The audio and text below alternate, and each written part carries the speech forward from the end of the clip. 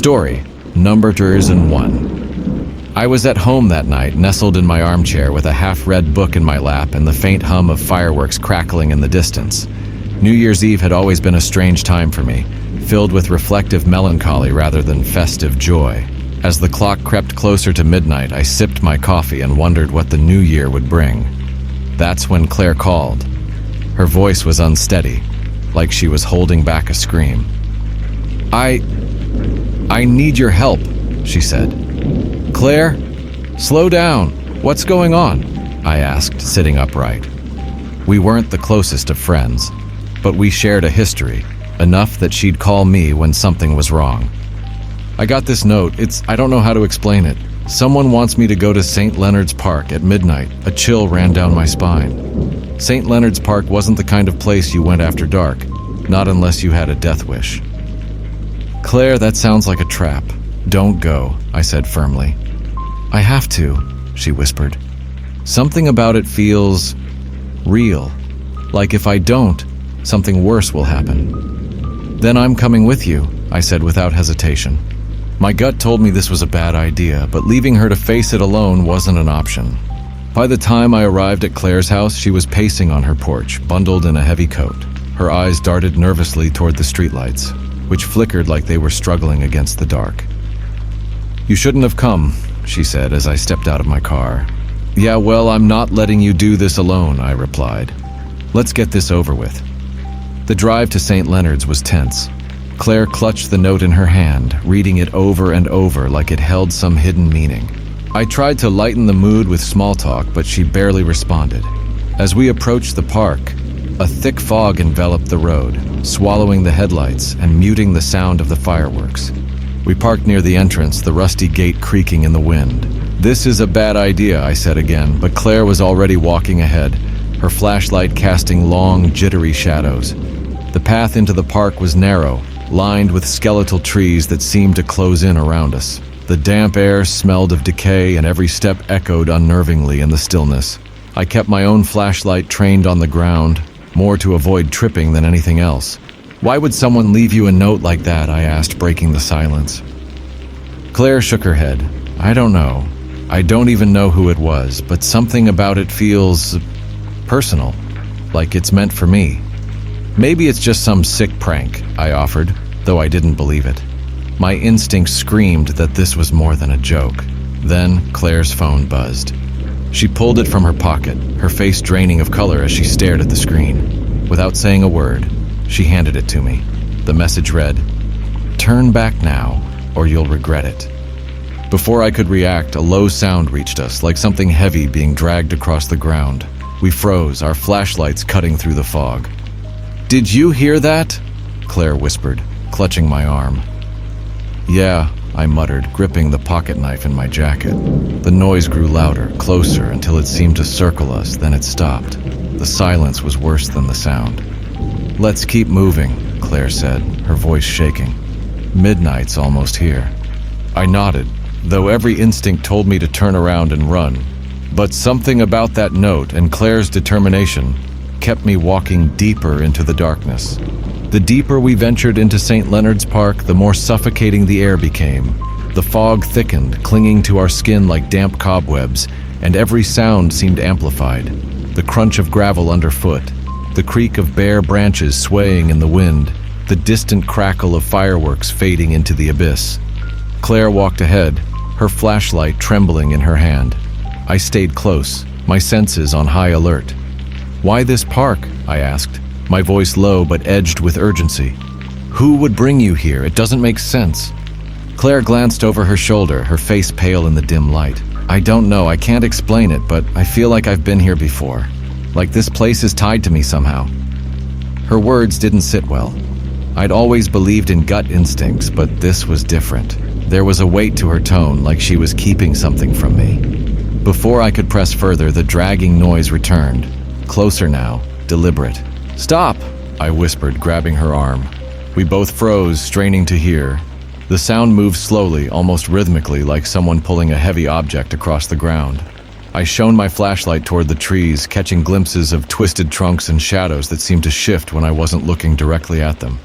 "Do you see anything?" Claire asked, her voice trembling. "No," I replied, though my heart was pounding.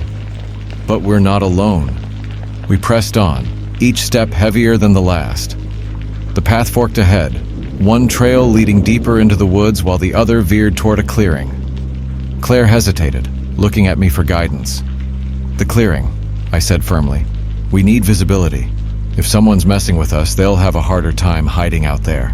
She nodded, and we turned toward the open space. The clearing was small, surrounded by tall trees that loomed like silent sentinels. In the center stood an old wooden picnic table, its surface warped and splintered from years of neglect. On it sat a small object, barely visible in the beam of my flashlight. As we approached, I realized it was a timer, an old, analog kitchen timer, ticking softly. "What the hell is this?" I muttered, my voice barely above a whisper. Claire reached out hesitantly, her fingers brushing the cold metal. The timer read 11:55 p.m., 5 minutes until midnight. "Why would someone leave this here?" she asked, her voice cracking. I shook my head, scanning the clearing for any sign of movement. "This feels like a setup. We need to get out of here." Before she could respond, her phone buzzed again. She pulled it from her pocket, her hands shaking as she read the message aloud. "Stay where you are. It's safer." I grabbed the phone, anger bubbling in my chest. "Who the hell is this? What do they want?" I yelled into the darkness. The only response was the distant sound of footsteps, fast, heavy, and coming straight for us. "Run!" I shouted, grabbing Claire's arm. We bolted back toward the path, our flashlights bouncing wildly. The footsteps grew louder, accompanied by the sharp snap of branches breaking underfoot. My lungs burned as we sprinted, the timer's faint ticking echoing in my mind. We didn't stop until we reached the park's edge, where the faint glow of a street lamp pierced the fog. I turned back, shining my flashlight into the woods. Nothing. No footsteps, no figures, no sign of whoever or whatever had been chasing us. Claire leaned against a tree, gasping for breath. What do we do now?" she asked, her voice shaking. I looked at her, then back at the darkness. "We need answers. Whoever's behind this isn't done yet." As if on cue, her phone buzzed once more. This time, the message was a video. Claire hesitated before hitting play. The screen showed a live feed of her living room. The camera panned slowly, focusing on a shadowy figure standing by her couch. My stomach dropped. "They've been in your house." Claire's eyes widened in horror. "They're still there." The moment the video ended, Claire's phone slipped from her trembling hands, landing with a hollow thud on the pavement. Her face was pale, her breath shallow, as she struggled to process what we'd just seen. "They're in my house," she whispered, more to herself than to me. "We need to call the police," I said, already pulling out my phone. My fingers fumbled as I dialed, but the call didn't go through. No signal. Damn it. Claire checked her phone and shook her head.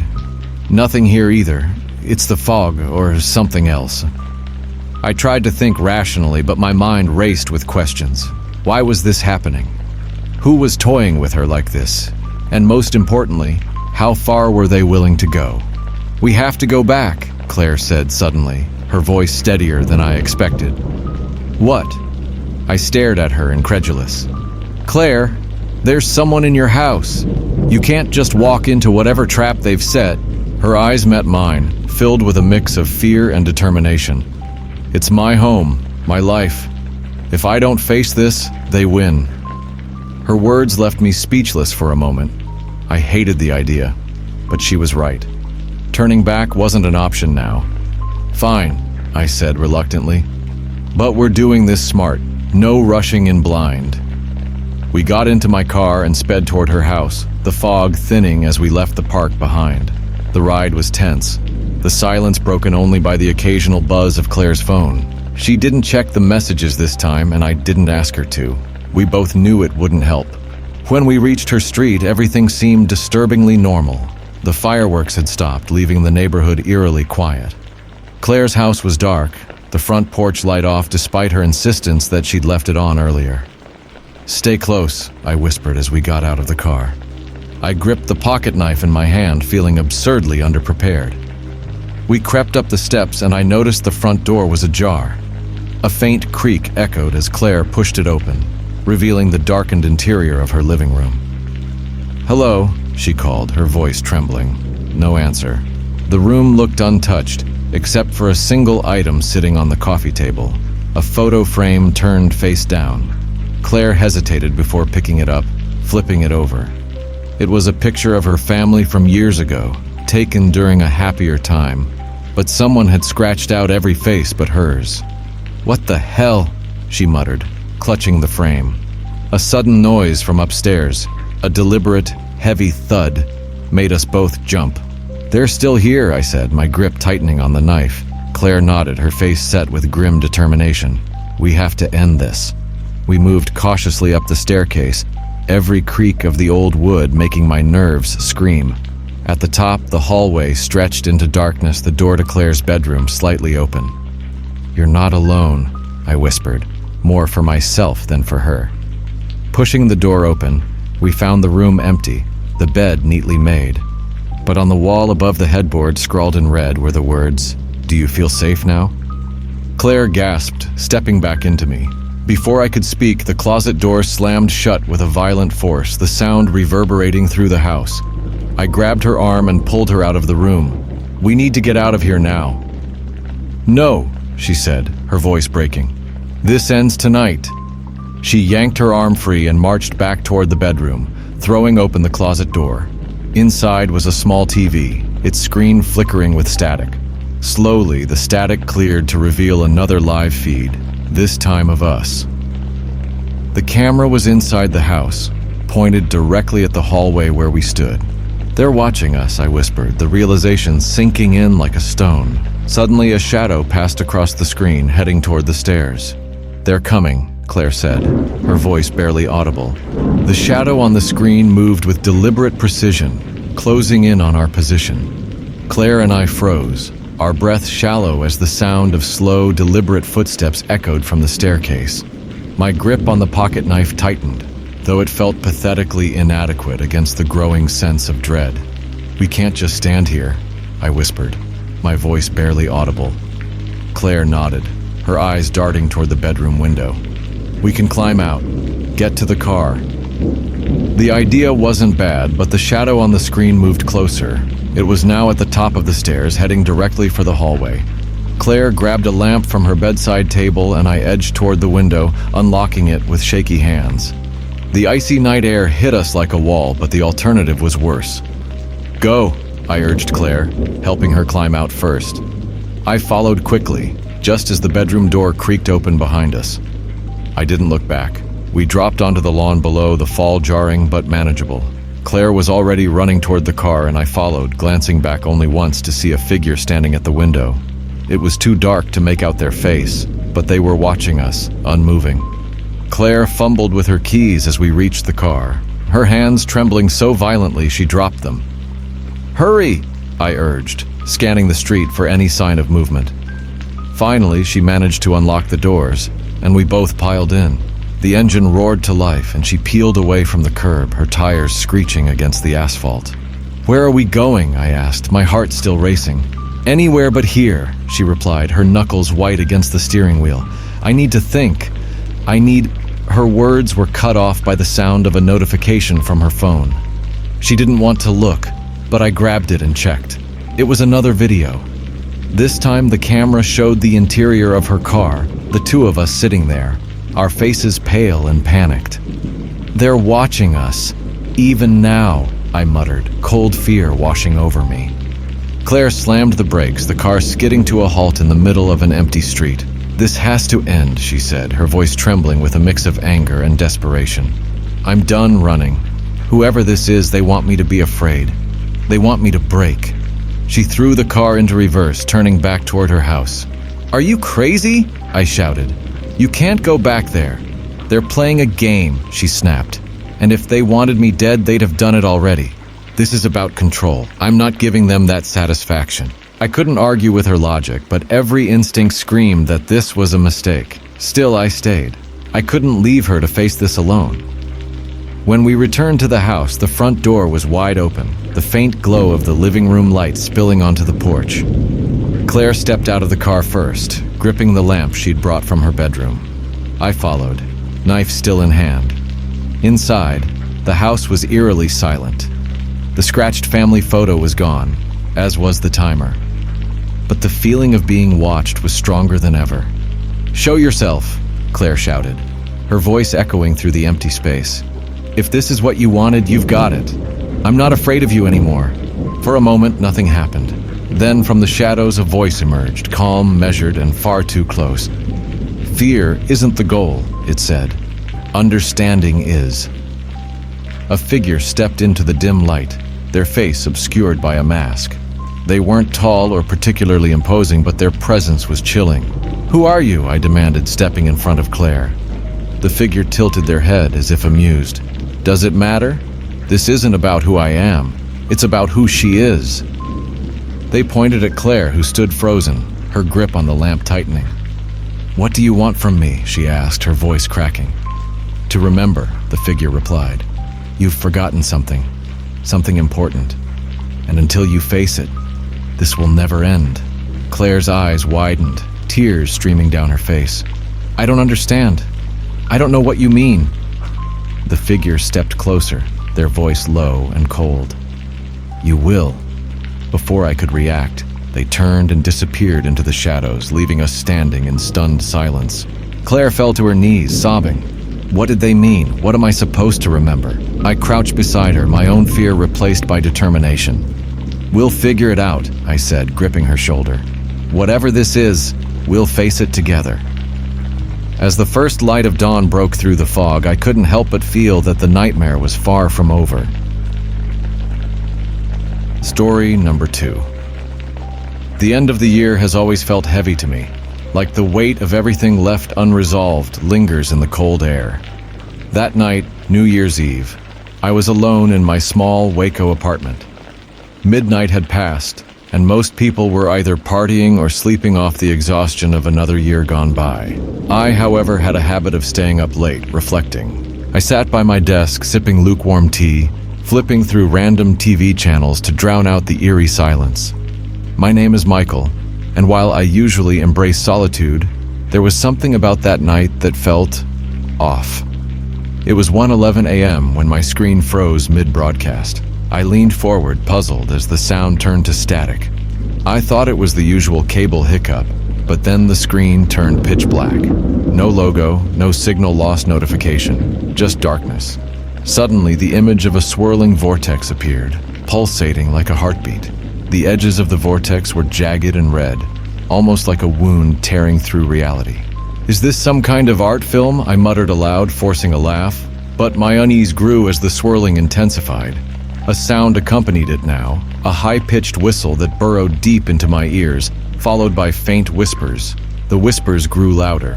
"Michael." It was my name. My blood ran cold. There's something primal about hearing your name in a place where you shouldn't. It didn't feel like a coincidence. It felt intentional. I grabbed the remote and tried to change the channel. Nothing. The buttons wouldn't work. The whispers turned into a cacophony, like voices arguing over each other in a language I couldn't understand. In the middle of the chaos, a figure emerged in the vortex. It was shadowy and indistinct, its form flickering like a bad signal. "Turn it off," I told myself, my voice trembling. But when I reached for the power button, the figure turned its head sharply toward me. Its eyes weren't human. Pale, glowing orbs that felt like they were piercing through the screen into my living room. "Michael," it said again, this time clearer, in a voice that sounded far too real. My hands froze inches from the power button. The whispers stopped, replaced by a low hum, like a deep exhale from something ancient and massive. The screen flickered again, and the vortex collapsed, leaving only static. My reflection stared back at me in the screen, pale and shaken. For a moment, I thought it was over, until I noticed the faint glow in the corner of the room. I turned, and there it was, a pale light, the same unsettling glow as the figure's eyes, shining through my slightly ajar bedroom door. I sat there, paralyzed, as the clock ticked to 1:30 a.m. For a long moment, I just sat there, staring at the faint glow spilling out of my bedroom. My heart pounded in my chest, loud and irregular, but I couldn't bring myself to move. The logical part of my brain screamed for an explanation. A trick of the light, a reflection from something outside, but nothing felt right. Gathering what little courage I had, I stood up. "It's nothing," I whispered to myself, trying to sound convincing. My voice cracked, betraying the fear I was trying to suppress. I stepped toward the bedroom door, each creak of the wooden floorboards beneath me like a gunshot in the silence. When I pushed the door open, the glow vanished. The room was pitch black, as it should have been. My phone lay face down on the nightstand, its faint blinking notification light the only source of illumination. I stood there, scanning the shadows for something, anything that could explain what I had seen. But the room was as still as a graveyard. "Maybe I'm losing it," I muttered, running a hand through my hair. New Year's stress, too much caffeine, or some kind of glitch on the TV. It could have been anything. I convinced myself that if I could just get some sleep, everything would feel normal again.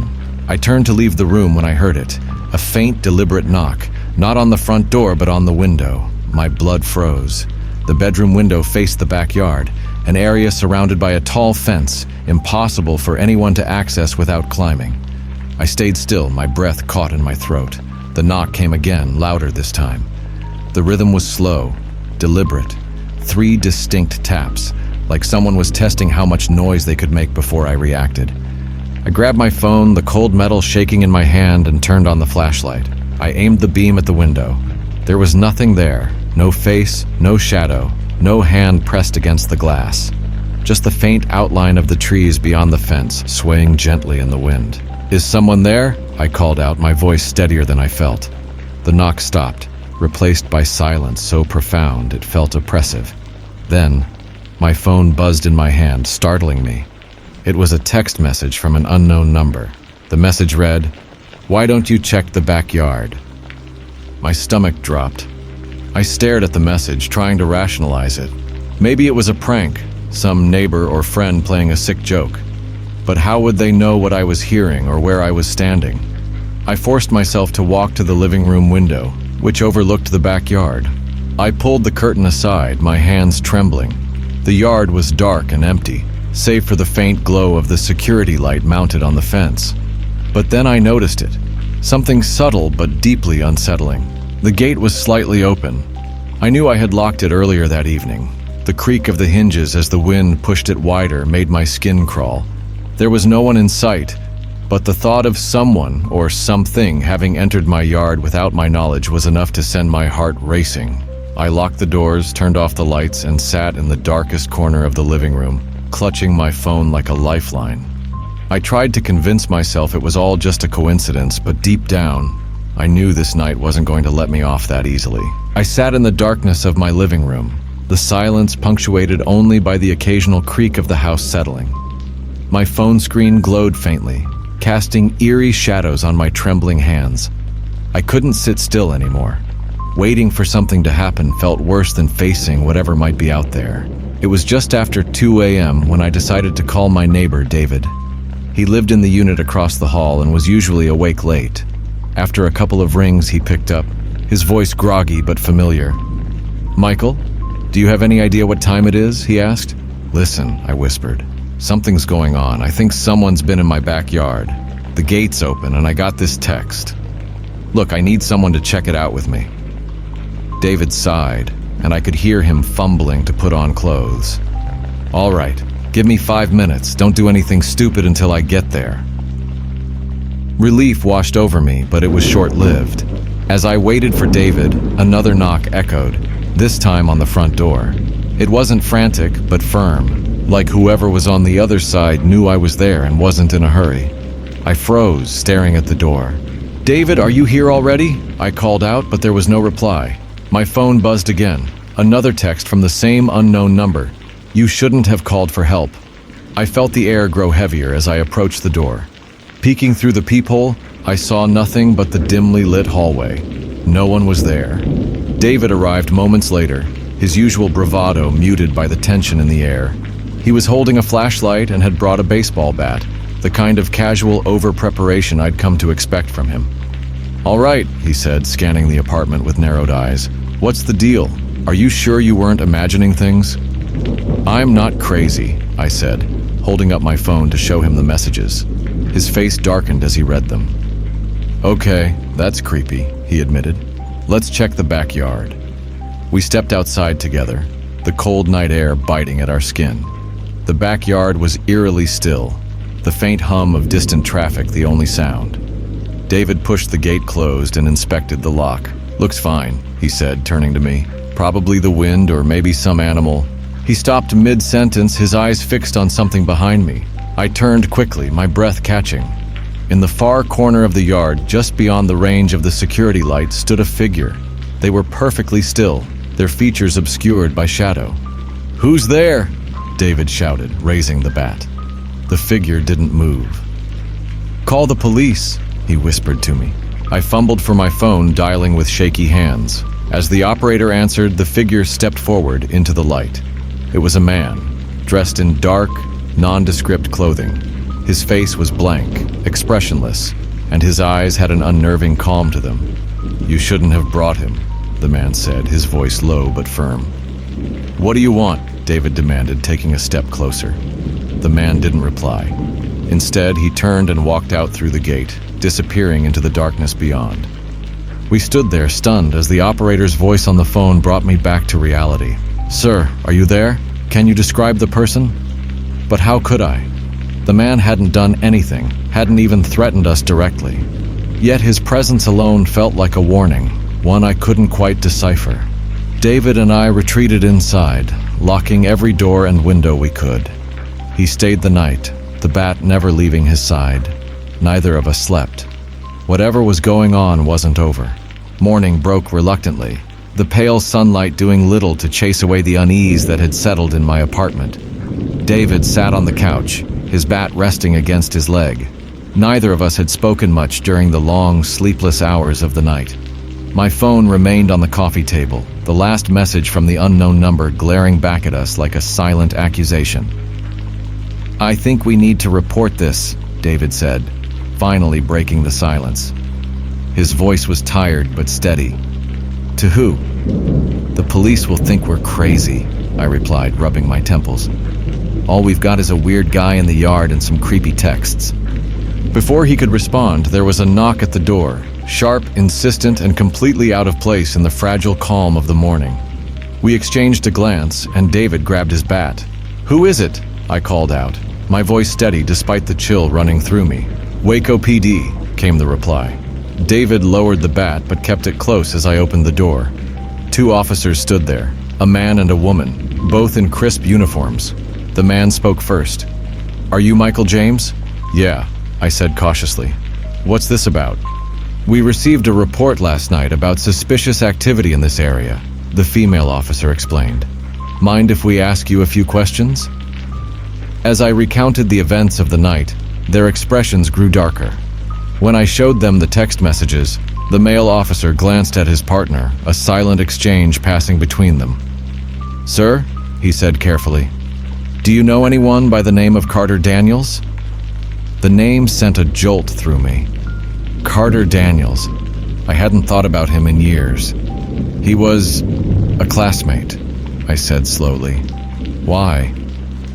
The officers exchanged another look before the woman spoke. Daniels was released from custody 3 weeks ago. He was serving time for multiple offenses, including harassment and assault. His last known address was in this area. My mind raced. Carter Daniels had been more than just a classmate. He'd been a bully, someone who made my high school years hell. But I hadn't heard from him since graduation. Why now? "That's not all," the male officer continued. "His file includes a restraining order against you." "What?" I asked, my voice rising. "I never filed anything like that." The officers looked uneasy. "It was filed anonymously," the woman said. "We're not sure who submitted it, but Daniels was ordered to stay away from you. It seems he might be violating that order." David frowned. "So you're saying this guy could have been the one in the backyard?" "It's possible," the male officer admitted. "But we'll need more evidence. For now, we recommend you stay somewhere safe until we locate him." The officers left shortly after, leaving David and me reeling. The idea that Carter Daniels, of all people, had resurfaced to torment me was almost harder to believe than the strange events of the night. As we packed up a few things to leave, David spoke up. "You know, if this guy's as messed up as they say, he's probably been planning this for a while."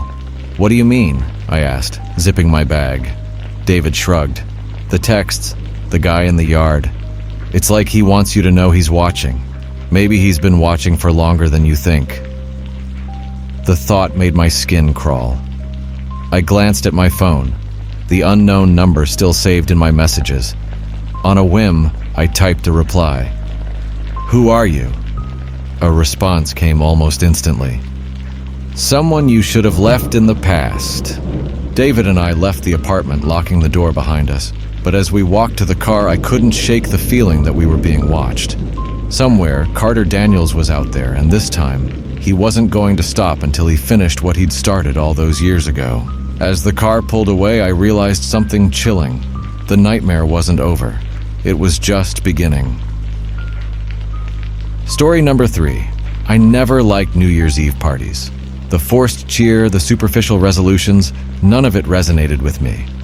But that year, something compelled me to step out of my comfort zone. It started with a cryptic invitation delivered to my apartment on a cold December morning. There was no name, no sender, just a handwritten note. "Join us for an unforgettable New Year's Eve. Midnight promises revelation." At first, I thought it was a prank. The note had no address, only coordinates and an ominous instruction to come alone. Against my better judgment, and perhaps due to a mix of boredom and curiosity, I decided to go.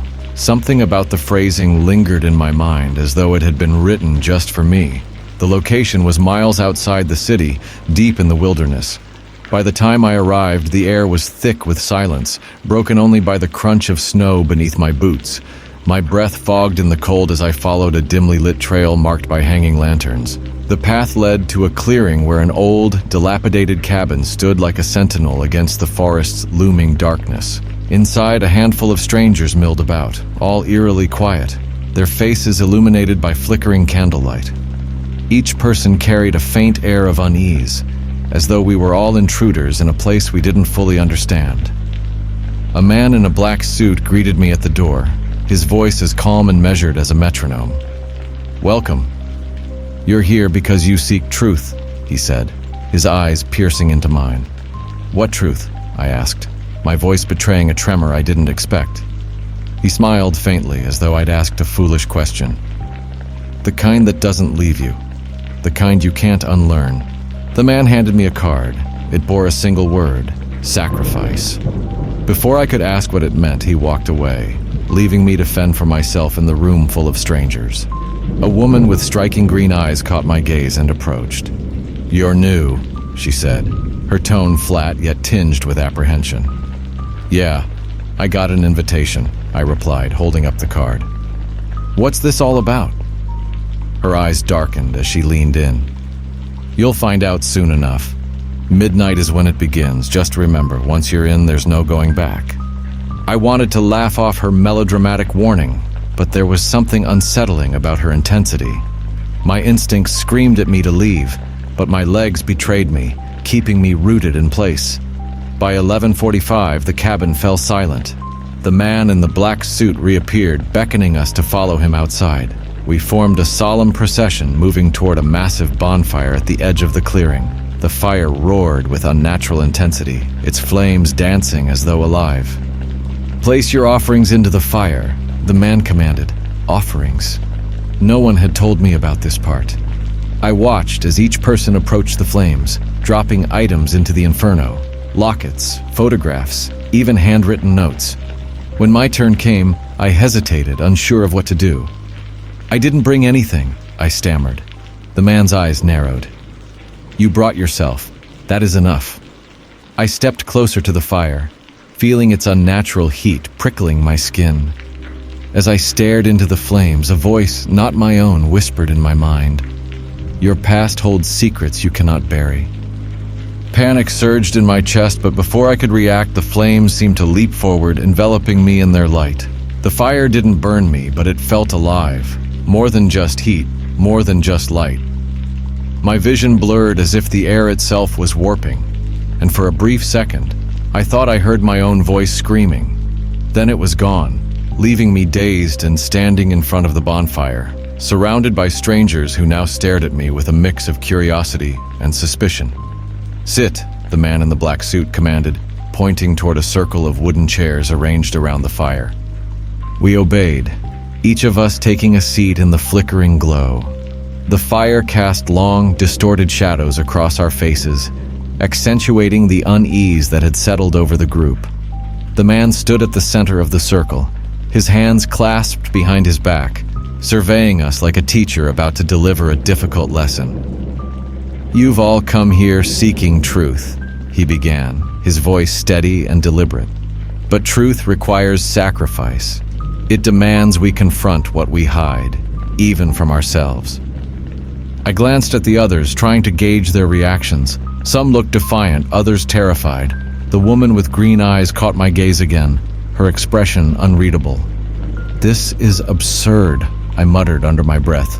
She leaned closer and whispered, "Wait until he calls the names, that's when it gets real." Before I could ask what she meant, the man pulled a small leather-bound book from his coat.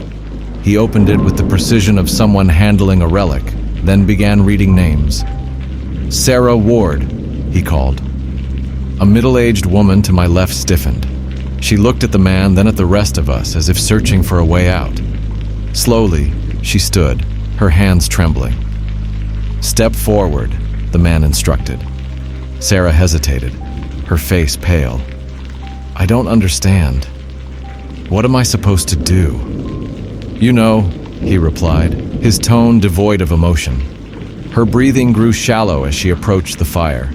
The rest of us watched in silence, the tension thick enough to strangle. She reached into her coat pocket and pulled out a folded piece of paper. With a shaky hand, she threw it into the flames. The fire roared higher, the light reflecting her tears. She collapsed to her knees, sobbing uncontrollably. The man knelt beside her, placing a hand on her shoulder. "Your burden is lighter now," he said softly. "Return to your seat." Sarah obeyed, her face a mask of anguish. One by one, the man called the others. Each person stepped forward, revealing something, an object, a secret, a regret, that they cast into the flames. Some cried, some screamed, and a few remained eerily calm. When my name was finally called, I froze. My palms were slick with sweat and my heart hammered against my ribs. "I don't have anything," I said, my voice unsteady. "Everyone has something," the man replied, his gaze piercing. I felt all eyes on me as I walked to the fire. Memories I'd buried clawed their way to the surface, each one vying for release. The weight of their judgment was unbearable. Without thinking, I reached into my pocket and pulled out my wallet. Inside was a photograph, one I hadn't looked at in years. It was of me and my brother, taken on the last day we'd spoken before his death. The guilt I'd carried since that day felt like a lead anchor around my neck. I stared at the photo, my fingers trembling. Could I let it go? Did I want to?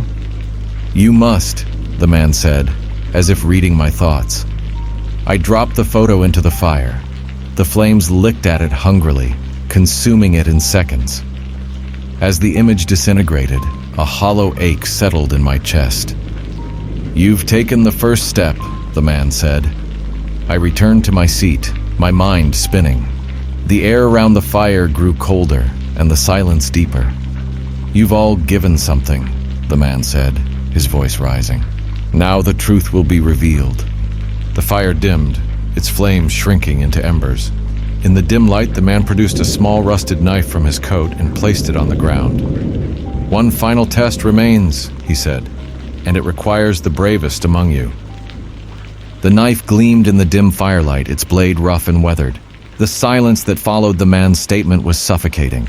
Each of us avoided looking at the others, but I could feel the weight of their stares pressing down on me. "Bravery is not about absence of fear," the man continued, his tone calm yet heavy with authority. "It's about facing the unknown, no matter the cost." He scanned the group, his gaze lingering on each of us for an agonizing moment. When his eyes landed on me, my chest tightened. "You," he said, his voice cutting through the quiet. I blinked, unsure if I'd heard him correctly. Me? Step forward, he commanded. A part of me wanted to refuse, to bolt into the forest and never look back. But the others were watching, their faces a mix of relief and dread. The weight of their silent expectations left me no choice. I stood and approached the knife, every step feeling heavier than the last. The man gestured for me to kneel. "This test is simple," he said, kneeling beside me. "You must hold the knife and answer a single question. But be warned, your answer must be truthful. A lie will not be tolerated." I swallowed hard, my throat dry. "What's the question?" He leaned in closer, his eyes dark and inscrutable. "Do you regret the life you've lived?" The question hit me like a punch to the gut. My mind raced through a catalog of mistakes, missed opportunities, and the people I'd hurt. My brother's face flashed before my eyes, and the guilt I thought I'd burned in the fire came rushing back. My voice faltered as I reached for the knife. The cold metal sent a shiver through me as I gripped the handle. The weight of it felt disproportionate, as though it carried more than just its physical mass.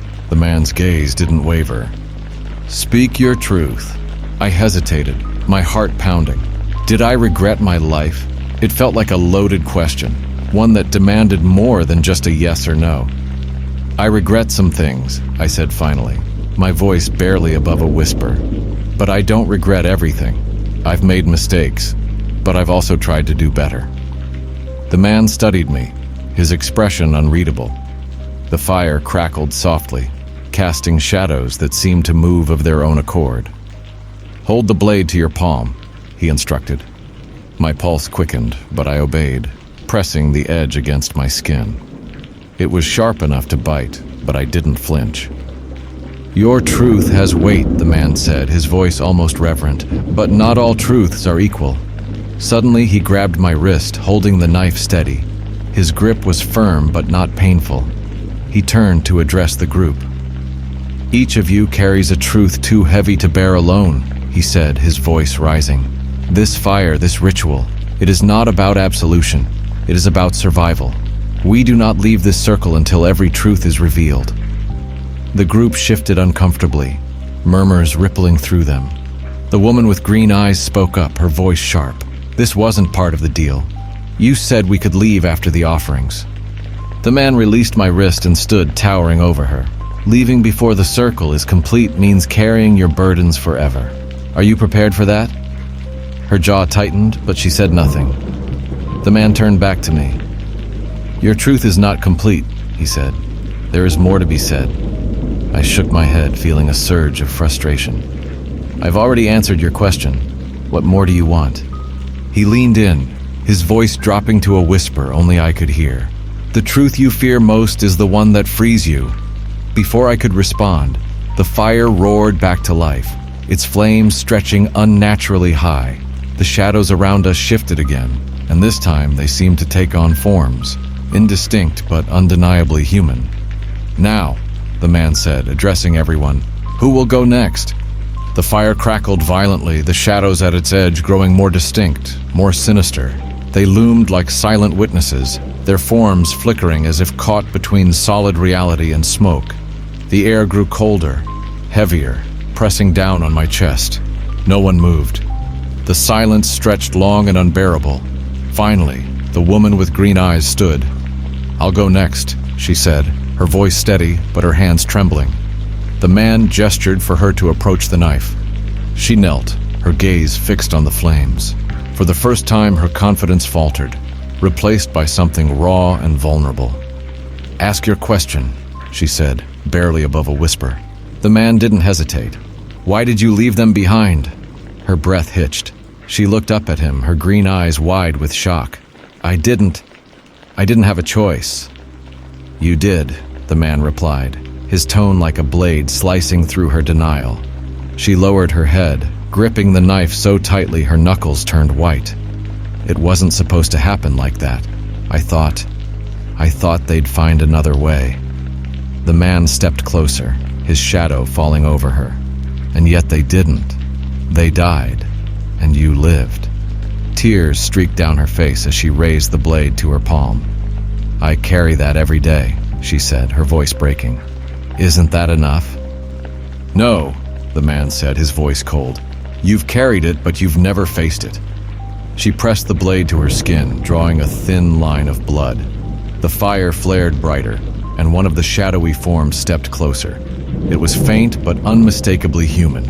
A child, its features blurred, but its presence overwhelming. The woman screamed, dropping the knife and backing away.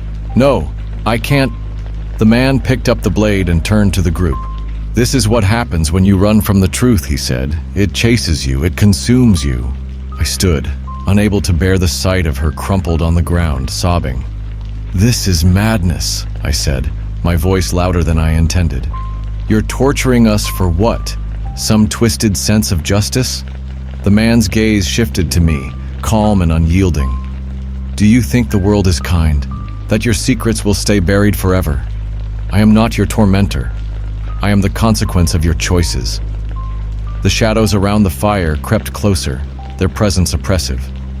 I felt a chill crawl up my spine, not from fear of the man, but from the realization that he might be right.